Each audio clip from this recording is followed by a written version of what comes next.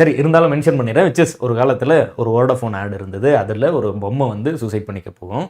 அப்படி சூசைட் பண்ணிக்க போகும்போது அந்த பொம்மையோட ஃப்ரெண்டுன்னு சொல்லி இன்னொரு பொம்மை வந்து வந்துடும். அந்த ஃப்ரெண்டு பொம்மையை பார்த்து பேசிட்டு இது வந்து அந்த சூசைடல் தாட்ஸ்லேருந்து வெளியே வந்துடும்.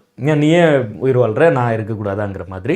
அப்புறம் அந்த சூசைட் பண்ண போன அந்த தூக்கு கயிறை பிடிச்சி தூரியாட ஆரம்பிச்சிடும். அது மாதிரி அந்த ஆட் வந்து போகும். ஐ ஹோப் நீங்கள் வந்து அந்த என்ன சொல்ல வர அப்படிங்கிற கருத்தை வந்து புரிஞ்சுக்கிறீங்க. ஒரு நல்ல ஃப்ரெண்ட்ஷிப்பு, நல்ல ஆரோக்கியமாக வந்து ஜாலியாக பேசி சிரிச்சிட்டு இருந்தால் எவ்வளோ எமோஷனலான விஷயம் கூட it will be very funnier. அது அந்த தாட்ஸ் வந்து வராது. அந்த மோர் சோசியலைசிங் டெண்டன்சி இல்லாததுனால தான், ரிலாக்ஸ்டாக பேசாமல் அந்த மாதிரி வந்து சோசியலைசிங் டெண்டன்சி குறைவாக இருக்கிறதுனால தான் இந்த பிரச்சனையெல்லாம் வருது. நிறைய ஐசோலேட்டடாக தனியாக வந்து அந்த லோன்லி அதுதான் வந்து பிரச்சனை அப்படின்னு இப்போ கூட ரீசெண்டாக அந்த சூசைடல் ஹைப் இன் த ஜென்சி அப்படின்னு ஒரு ஆர்டிக்கல் ஒன்று படித்தேன் ஒரு நியூஸ் பேப்பரில்.